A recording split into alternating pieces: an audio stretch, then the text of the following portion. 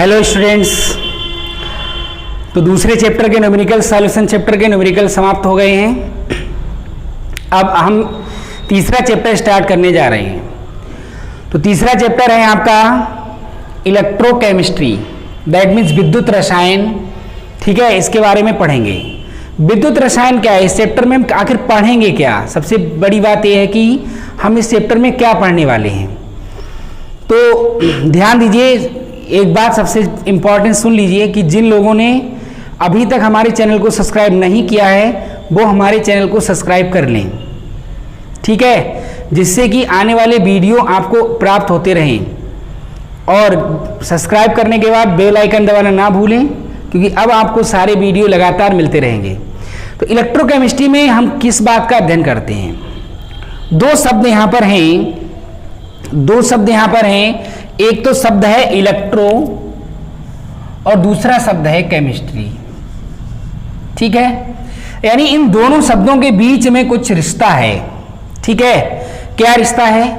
Electro मतलब electric और chemistry मतलब केमिकल कंपाउंड। केमिस्ट्री मतलब केमिकल कंपाउंड ही उसमें होंगे। तो इलेक्ट्रोकेमिस्ट्री विद्युत रसायन, यानी ऐसा रसायन जो कि विद्युत से संबंधित है, दैट मीन्स इलेक्ट्रिक से संबंधित है, ऐसे रसायन को हम क्या कहेंगे, विद्युत रसायन कहेंगे। तो रसायन विज्ञान क्या है, विद्युत रसायन क्या है।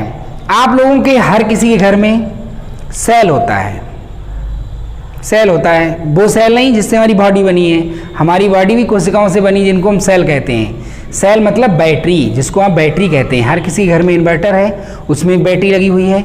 घड़ी में सेल पड़ा हुआ है, ये हमारी घड़ी है, इसमें भी एक सेल पड़ा हुआ है। ठीक है, आप जिस मोबाइल या लैपटॉप से इस वीडियो को देख रहे हैं उसमें भी एक बैटरी पड़ी हुई है। ठीक है, तो उसमें आखिर क्या ऐसा होता है। आप बैटरी आपने चार्ज कर ली। इस चैप्टर के अंतर्गत बड़ी बड़ी अच्छी बातें आप पढ़ने जा रहे हैं। आपने बैटरी को चार्ज किया, बैटरी चार्ज कैसे होती है, बैटरी डाउन कैसे होती है। ठीक है, रिमोट का सेल जो होता है, आप लोग क्या करते हो, ज़्यादातर केसेस में जब रिमोट का सेल डाउन होने लगता है तो आप लोग क्या करते हो, उसको खट खट करते हो। ठीक है, खट खट करके और वो चलने भी लगता है। तो आखिर ऐसा क्या हो जाता है कि आपने उसको खट खट किया और वो चलने लगा। ऐसा मैं भी करता हूँ, सब करते हैं। ठीक है, तो इस चैप्टर के अंतर्गत, विद्युत रसायन के अंतर्गत हम पढ़ेंगे कि कोई सेल अपना काम कैसे करता है, यानी बैटरी के बारे में पढ़ने जा रहे हैं। ये पूरा सेल बैटरी पर डिपेंड है। ठीक है, तो बैटरी के अध्ययन इस सेल में हम करेंगे, जो कि विभिन्न प्रकार की बैटरी होती है। शुष्क सेल होते हैं, गैल्वेनिक सेल होते हैं, उन सारे सेलों का अध्ययन करेंगे। ठीक है, तो ये चैप्टर परीक्षा की दृष्टि से और कंपटीशन एग्जाम की दृष्टि से, दोनों की दृष्टि से बहुत ही ज़्यादा इंपॉर्टेंट और बहुत ही अच्छा चैप्टर है। ठीक है, तो कुल मिलाकर के कहने का मतलब है कि इस चैप्टर में हम क्या पढ़ने वाले हैं कि बैटरी कैसे काम करती है। अब बैटरी में क्या होता है, आपने उसको चार्ज किया, एक उसमें केमिकल पड़ा हुआ है। तो होता क्या है कि हम क्या करते हैं, उसको इलेक्ट्रिक मैंने दी तो इलेक्ट्रिक काहे में कन्वर्ट हो गई, इलेक्ट्रिक एनर्जी केमिकल एनर्जी में, और केमिकल एनर्जी काहे में चेंज हो गई। सेल क्या है, सेल का काम क्या है, जो इलेक्ट्रिक एनर्जी को केमिकल एनर्जी में और केमिकल एनर्जी को इलेक्ट्रिक एनर्जी में कन्वर्ट कर देता है, उसे हम सेल कहते हैं। हम बैटरी को चार्ज करते हैं तो इलेक्ट्रिक हम उसको दे रहे हैं ना, इलेक्ट्रिक दी और वो इलेक्ट्रिक काहे के रूप में सेव हो गई उस सेल में, काहे के रूप में सेव हो गई, सेल में किस रूप में सेव हो गई, केमिकल एनर्जी के रूप में। और अब हमने क्या किया, अब तो हम उसको इलेक्ट्रिक नहीं दे रहे हैं, अब हमने रॉड लगा दी या जो भी लगा दिया, इन्वर्टर घर में होता है, सारा पूरा घर में सिस्टम चल रहा है। तो जो वो बैटरी के अंदर जो इलेक्ट्रिक एनर्जी जो केमिकल एनर्जी में कन्वर्ट हो गई थी, अब वो केमिकल एनर्जी काहे में कन्वर्ट हो रही है, इलेक्ट्रिक एनर्जी में कन्वर्ट हो रही है।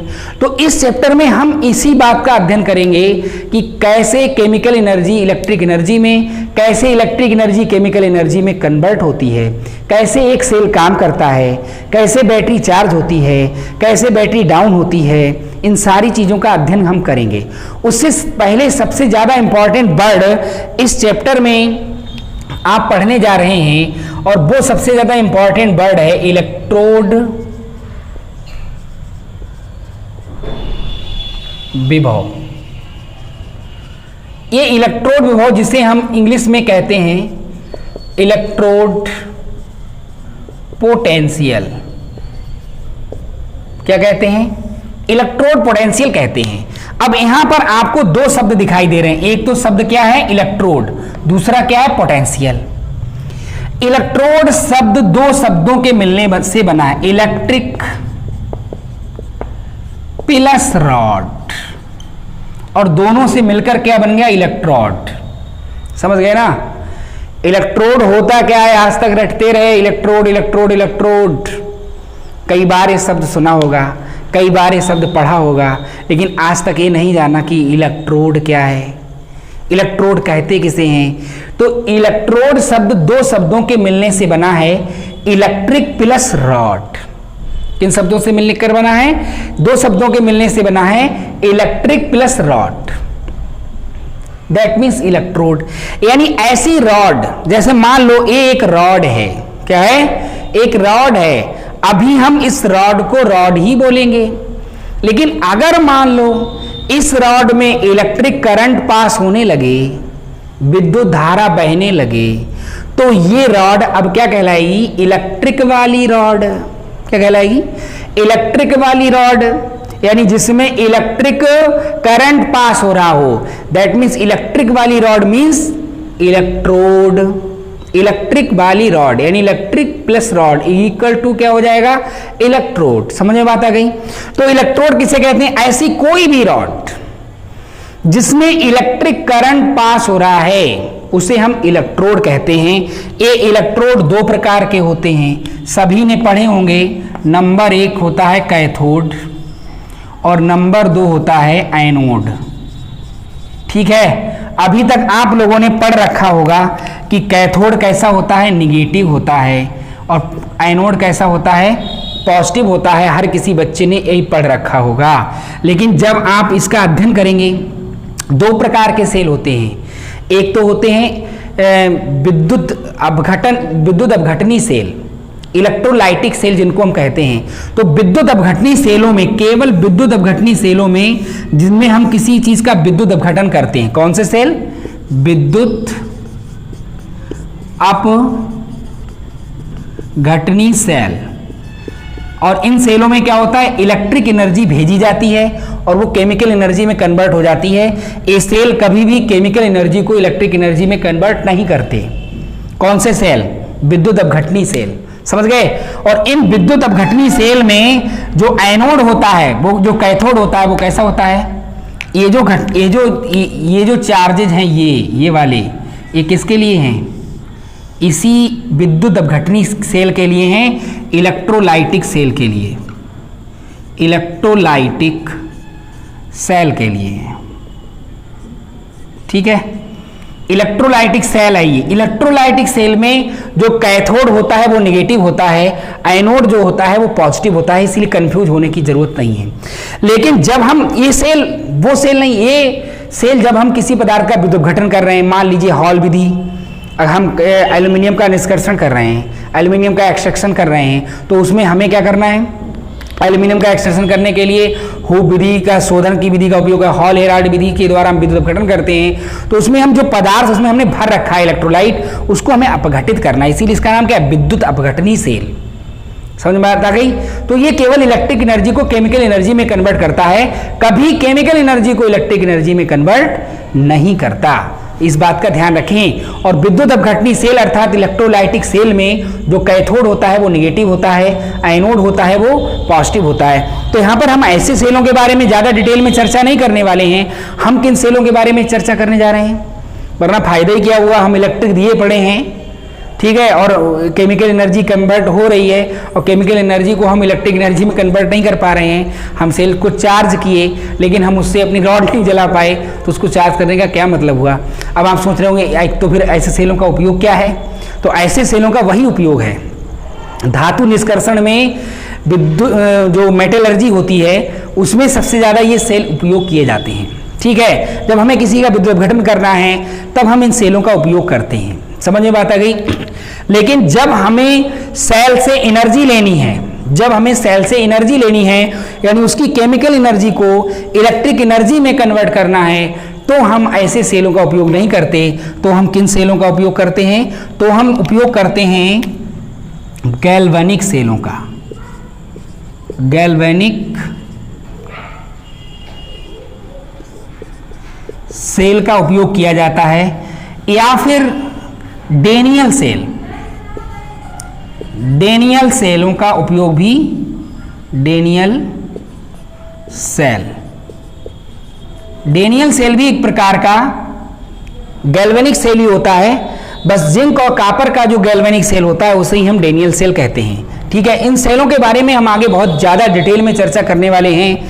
फिलहाल अभी के लिए जो मैं बता रहा हूं उसको सुन लीजिए। तो ये जो गैल्वेनिक सेल हैं, ये जो गैल्वेनिक सेल हैं या डेनियल सेल हैं, इनमें जो आपका कैथोड होता है वो पॉजिटिव होता है। कैसा होता है? पॉजिटिव होता है। कैथोड पॉजिटिव होता है और जो आपका एनोड है वो निगेटिव होता है। किन में? इन सेलों में। बात समझ में आ गई? डेनियल सेल या गैल्वेनिक सेल में कैथोड कैसा होगा? कैथोड कैसा होगा? कैसा होगा कैथोड? कैथोड होगा आपका पॉजिटिव, कैथोड पॉजिटिव होगा और एनोड निगेटिव होगा। तो अभी हम केवल किसकी बात कर रहे थे? इलेक्ट्रोड की बात कर रहे थे। किसकी बात कर रहे थे? इलेक्ट्रोड की बात कर रहे थे। इलेक्ट्रोड सब दो शब्दों के मिलने से बना है, इलेक्ट्रिक प्लस रॉड, यानी ऐसी रॉड जिसमें इलेक्ट्रिक करंट पास हो रहा हो, ऐसी रॉड को हम क्या कहेंगे? इलेक्ट्रोड कहेंगे। समझ में बात आ गई?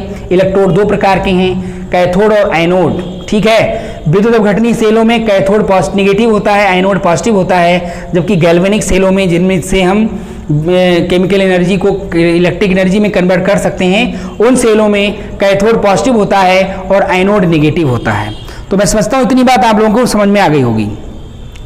तो यहां पर अभी एक ही शब्द हमारा क्लियर हुआ है। कौन सा शब्द क्लियर हुआ है? इलेक्ट्रोड शब्द क्लियर हुआ, केवल ये शब्द अच्छे से क्लियर हो गया होगा। ठीक है, अब यहां पर आगे की एक शब्द और जुड़ा, पोटेंशियल, दैट मीन्स विभव। अब पोटेंशियल कब डेवलप होता है? विभव अर्थात पोटेंशियल तभी डेवलप होता है जब दो अपोजिट चार्ज एक दूसरे के कांटेक्ट में आते हैं। जब तक अपोजिट चार्ज एक दूसरे के कांटेक्ट में नहीं आएंगे तब तक पोटेंशियल दैट मीन्स विभव डेवलप नहीं होगा। कोई विभव तभी डेवलप हो सकता है, विभव तभी डेवलप होगा पोटेंशियल जब दो अपोजिट चार्ज एक दूसरे के कांटेक्ट में आएंगे। अब ये इलेक्ट्रोड विभव, यहाँ पर विभव तो वैसे केमिस्ट्री में भी होता है, वो फिजिक्स में भी होता है। जब भी हम इसको चार्ज देते हैं किसी चीज़ को तो वहाँ पर इस विभव शब्द का कई बार प्रयोग किया जाता है, वहाँ पर भी विभव है, आप लोग अपने फिजिक्स के टीचर से पढ़ते होंगे। लेकिन यहाँ पर पोटेंशियल के साथ इलेक्ट्रोड भी जुड़ा हुआ है, यानी इलेक्ट्रोड का पोटेंशियल। ठीक है, इलेक्ट्रोड के पोटेंशियल को, यहां पर ये शब्द गलत लिखा है, इलेक्ट्रोड है, इलेक्ट्रोड। ठीक है, यानी इलेक्ट्रोड के पोटेंशियल को हम क्या कहेंगे? Electrode potential. अब वो कैसे? इलेक्ट्रोड का पोटेंशियल कहां से आ जाएगा? ये भी तो एक सवाल है भैया, इलेक्ट्रोड का पोटेंशियल कहां से आ गया?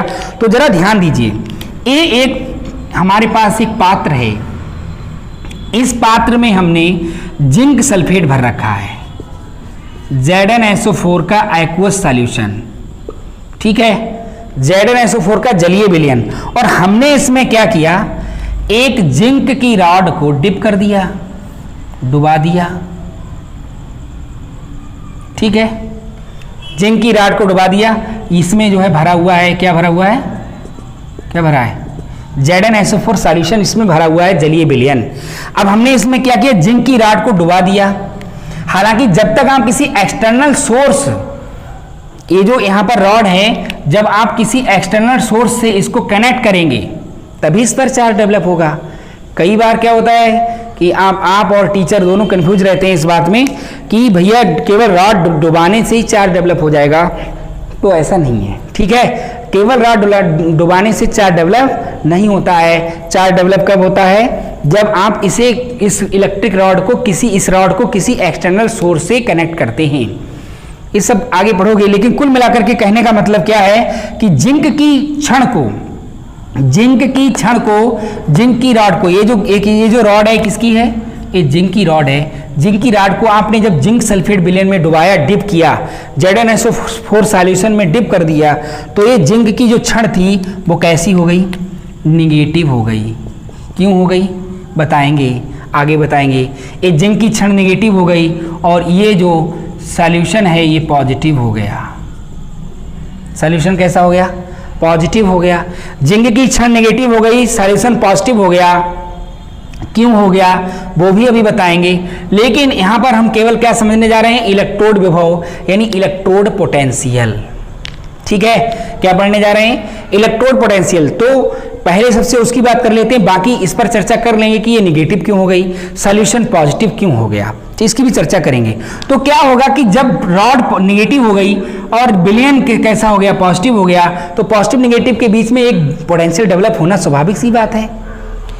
इन दोनों के बीच एक पोटेंशियल डेवलप हो जाएगा। डेवलप होने वाले उस पोटेंशियल को हम क्या कहेंगे? डेवलप होने वाले उस पोटेंशियल को हम क्या कहेंगे? Electrode potential. इस इलेक्ट्रिक रॉड का जो पोटेंशियल यानी इलेक्ट्रोड का जो पोटेंशियल है वो क्या कहलाएगा? Electrode potential. इसी प्रकार से जब आप, अभी मैं बता रहा हूं कि ये सारा कुछ क्यों हो रहा है, ये सारी चीजें अभी बिल्कुल यहीं पर क्लियर कर देंगे, आपको परेशान होने की जरूरत नहीं है। ध्यान दीजिए, यहां पर हमने क्या किया? एक कापर, इसमें हमने कापर सल्फेट विलयन भर दिया। और इस बात का ध्यान रखें, जिस पदार्थ का विलयन हो, साल्ट हो, वही रॉड होनी चाहिए, वही मेटल की रॉड होनी चाहिए। इसको भी हमने एक्सटर्नल सोर्स से कनेक्ट कर दिया कापर की रॉड के लिए। तो क्या होगा? तो कापर की रॉड जो है वो पॉजिटिव हो जाती है। विलयन कैसा हो जाता है? विलयन जो है सॉल्यूशन जो है वो कैसा हो जाता है? निगेटिव हो जाता है। भैया निगेटिव क्यों हो जाता है ये भी बताएंगे अभी आपके लिए, तो ध्यान दीजिए। तो यहाँ पर क्या होता है? यहाँ पर अभी मैं ये जो जिंक कापर का जो सेल होता है वो डेनियल सेल भी कहलाता है, इसकी चर्चा अभी यहाँ पे हो जाएगी। तो कुल मिलाकर के आप यहाँ पर क्या देख रहे हैं? जब किसी धातु की क्षण को उसी धातु के लवण के जलीय विलयन में डुबाया जाता है तो धातु की क्षण विलयन के सापेक्ष धनावेशित या ऋणावेशित हो जाती है। और इस प्रकार धातु की क्षण और विलयन के बीच एक विभव उत्पन्न हो जाता है, एक पोटेंशियल डेवलप हो जाता है। उत्पन्न होने वाले इस विभव को ही धातु का इलेक्ट्रोड विभव कहते हैं। बात समझ में आ गई? जब किसी धातु की क्षण को उसी धातु के लवण के जलीय विलयन में डुबाया जाता है तो धातु की क्षण विलयन के सापेक्ष धनावेशित हो जाती है और इस प्रकार धातु की क्षण और विलयन के बीच एक विभव उत्पन्न हो जाता है जिसे उस धातु का इलेक्ट्रोड विभव कहते हैं। बात समझ में आ गई? तो इस प्रकार से अब आगे की बात करते हैं। अब यहां पर एक होता है मानक इलेक्ट्रोड विभव। मानक इलेक्ट्रोड विभव क्या होता है? मानक इलेक्ट्रोड विभव उसको भी बता देंगे। पहले थोड़ा इसकी चर्चा कर लें, एक मिनट। मानक इलेक्ट्रोड बाद में बता देंगे, पहले इस बात की चर्चा कर लेते हैं कि ये क्षण नेगेटिव क्यों हो गई, ये क्षण पॉजिटिव क्यों हो गई। तो दो चीजें होती हैं। नंबर एक होता है सॉल्यूशन प्रेशर, सॉल्यूशन प्रेशर, ठीक है, और दूसरा होता है ऑस्मोटिक प्रेशर।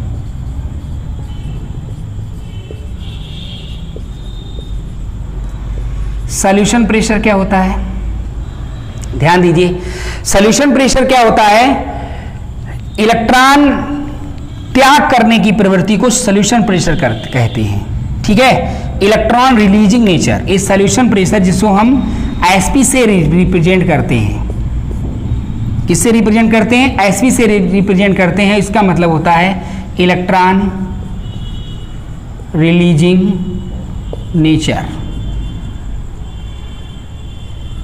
ऑफ मेटल, यानी मेटल के इलेक्ट्रॉन त्याग करने की प्रवृत्ति को एसपी से रिप्रेजेंट किया जाता है और ये ओपी होता है, ठीक है। ये क्या होता है? Electron accepting nature of metal, ठीक है। यानी इलेक्ट्रॉन त्याग करने की प्रवृत्ति, किसी धातु में इलेक्ट्रॉन त्याग करने की प्रवृत्ति को सॉल्यूशन प्रेशर का नाम दिया गया यहां पर, यानी एसपी से रिप्रेजेंट करेंगे। और किसी पदार्थ में इलेक्ट्रॉन ग्रहण करने की प्रवृत्ति को यहां पर ओपी से रिप्रेजेंट किया जाएगा, यानी ऑस्मोटिक प्रेशर नाम दिया गया है, ठीक है। अब होगा क्या, इसको मन में बसा लीजिए, मिटाना पड़ेगा, ठीक है। दिमाग में बसा लीजिए। सॉल्यूशन प्रेशर यानी एसपी क्या है, इलेक्ट्रॉन त्याग करने की प्रवृत्ति। ऑस्मोटिक प्रेशर अर्थात ओपी क्या है, इलेक्ट्रॉन को एक्सेप्ट करने की प्रवृत्ति। अब अलग अलग धातुओं में इलेक्ट्रॉन त्याग करने की प्रवृत्ति अलग अलग होती है। कोई धातु बहुत आसानी से इलेक्ट्रॉन त्याग देती है, तो कोई धातु बहुत कम आसानी से, कम मुश्किल से इलेक्ट्रॉन त्यागती है। अब मान लो ये दो अर्ध सेल हैं। अर्ध सेल क्या होते हैं, जिनमें केवल ऑक्सीडेशन या रिडक्शन हो रहा हो, तो हम इसको मिटा दे रहे हैं। ध्यान से समझ लीजिए।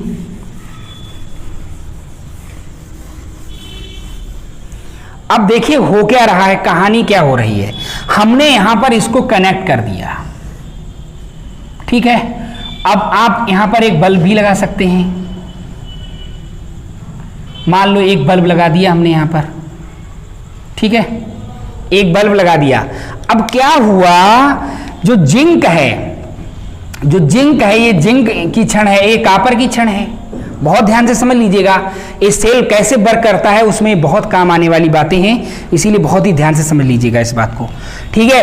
तो ये जिंक में इलेक्ट्रॉन त्यागने की प्रवृत्ति ज्यादा होती है, इलेक्ट्रॉन रिलीजिंग नेचर ज्यादा होता है, इलेक्ट्रॉन लूजिंग नेचर ज्यादा होता है, इलेक्ट्रॉन बड़ी आसानी से त्याग देता है। तो इस सेल में यहां पर क्या होता है कि ये जो जिंक है, ये 2 इलेक्ट्रॉन त्यागता है और Zn डबल पॉजिटिव बना लेता है प्लस 2 इलेक्ट्रॉन, ठीक है। ये 2 इलेक्ट्रॉन यहां से निकले, ये 2 इलेक्ट्रॉन यहां से निकले, यानी इलेक्ट्रॉन का फ्लो इधर से इधर है, ठीक है। अब इलेक्ट्रॉन जब इस रॉड में से या बल्ब में से निकलेंगे तो ये बल्ब जलने लगेगा।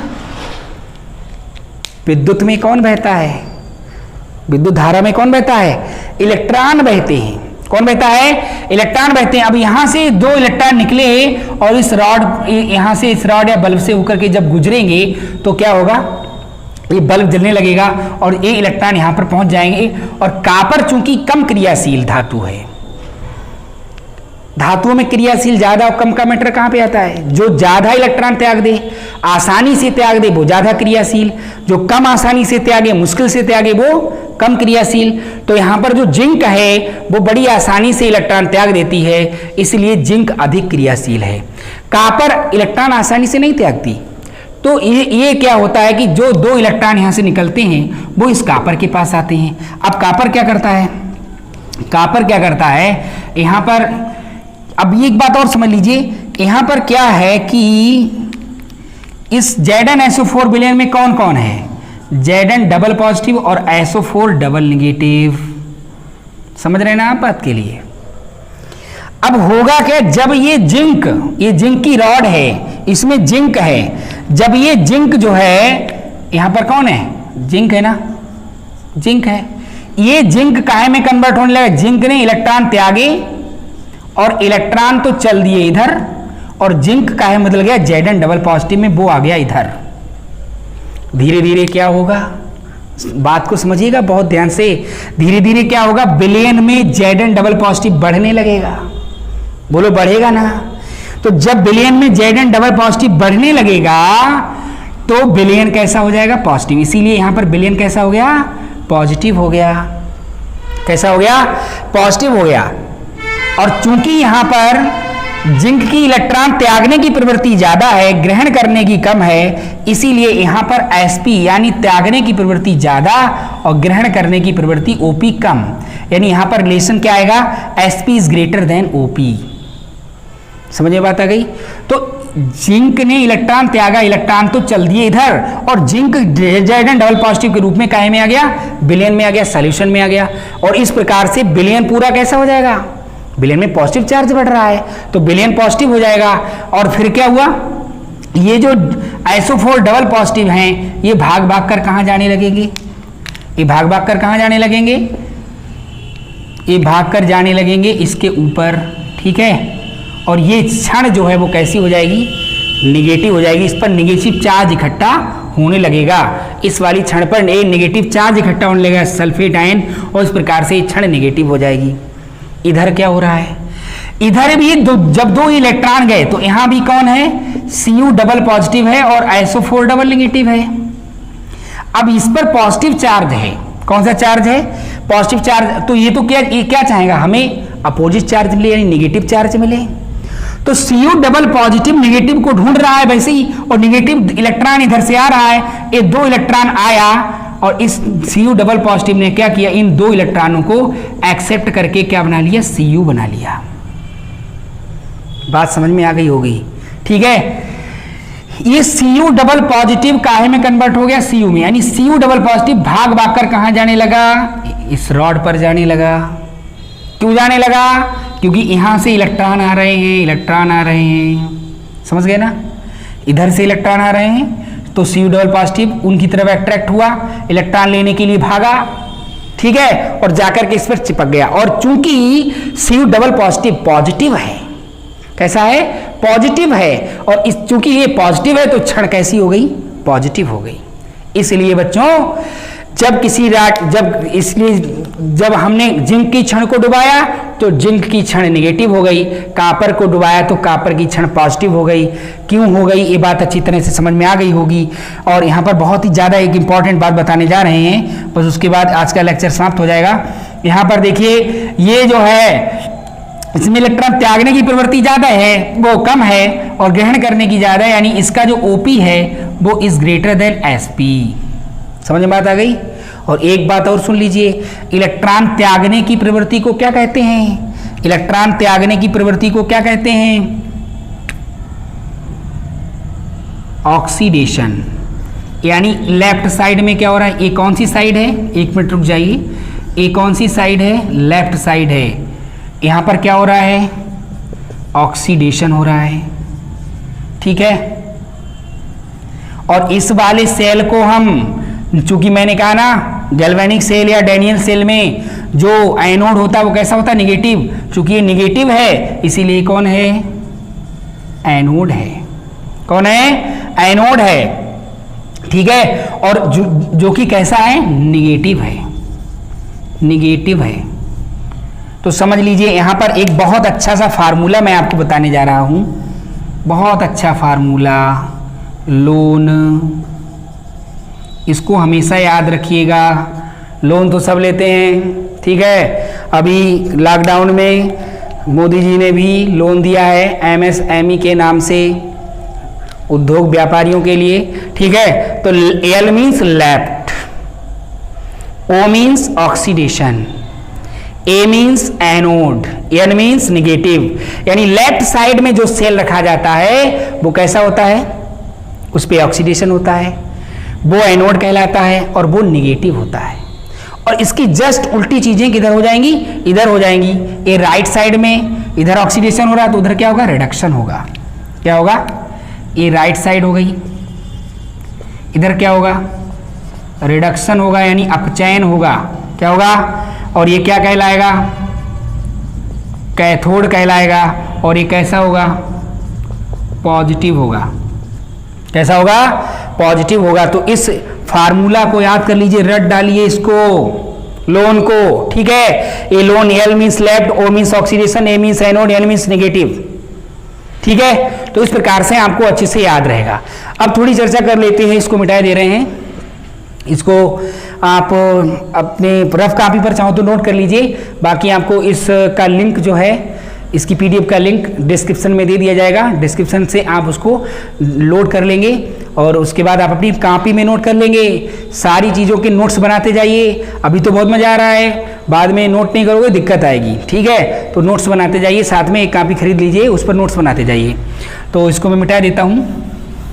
अब यहाँ पर एक टॉपिक अपना रह गया था, उसकी चर्चा कर लेते हैं। छोटा सा टॉपिक है,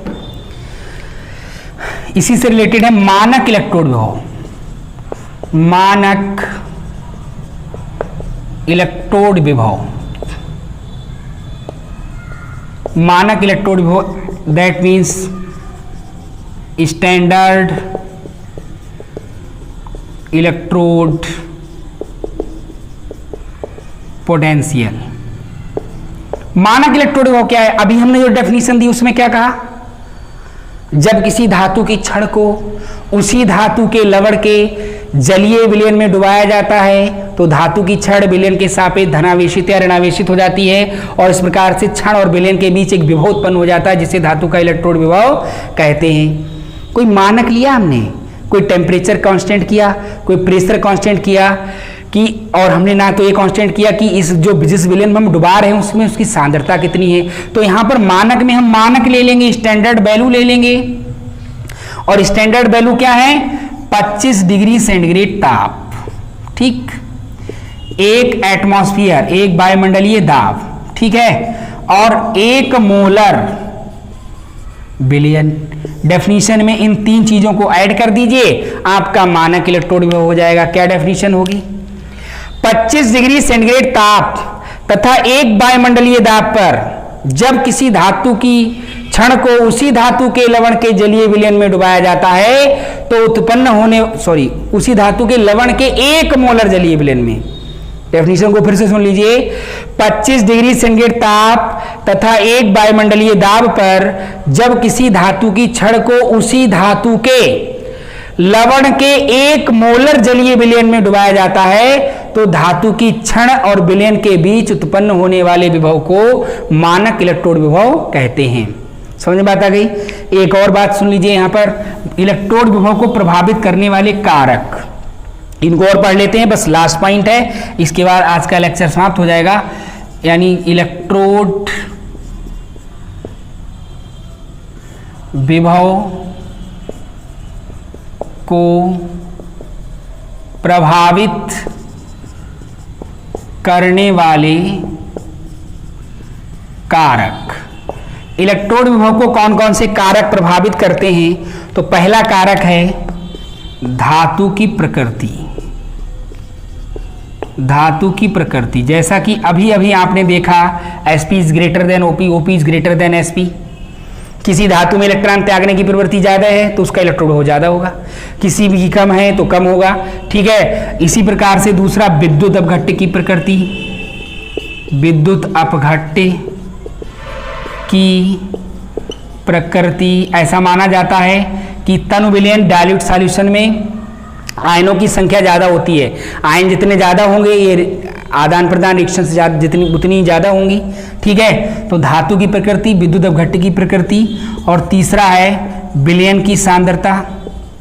विलयन की सांद्रता, हाँ तो मैं बता रहा था विद्युत अपघट्य 2 प्रकार के होते हैं, प्रबल विद्युत अपघट्य और दुर्बल विद्युत अपघट्य। तो प्रबल विद्युत अपघट्य में आयन ज्यादा होंगे, तो आयन ज्यादा होंगे तो आयनन की मात्रा ज्यादा होगी, आयन ज्यादा होंगे तो इलेक्ट्रिक चार्ज को इधर से उधर ज्यादा कर पाएंगे, ठीक है। तो विद्युत अपघट्य की प्रकृति पर भी इलेक्ट्रोड विभव निर्भर करेगा, धातु की प्रकृति पर भी करेगा, विलयन की सांद्रता पर भी करेगा, क्योंकि स्टैंडर्ड इलेक्ट्रोड पोटेंशियल में अभी हमने क्या ली थी, विलयन की सांद्रता 1 मोलर, ठीक है। इसी प्रकार से चौथा है आपका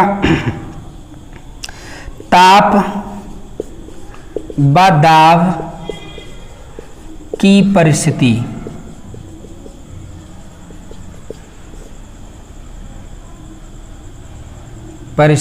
ठीक है, ताप व दाब की परिस्थिति। कई बार क्या होता है, आप लोग अभी मैंने क्या बताया, ताप दाब भी प्रभावित करता है। आप क्या करते हैं, सेल को खट खट खट खट खट खट किया, रिमोट को खट खट खट खट किया, तो क्या कोई जादू हो जाता है? कोई जादू नहीं होता है, बस क्या होता है, उस पर प्रेशर चेंज हो जाता है, ठीक है। इसी प्रकार से अगर कभी कोई सेल बैटरी का या घड़ी का, मेरी घड़ी में मान लीजिए ये चलना बंद हो गई, तो हम क्या करते हैं, इसको धूप में रख दिया। या सेल को आप कभी, सेल जो चल ना रहा हो, जो काम ना कर रहा हो, उसको आप कभी धूप में रख दीजिए, रिमोट के सेल को धूप में रख दीजिए, तो थोड़ा बहुत काम करने लगेगा।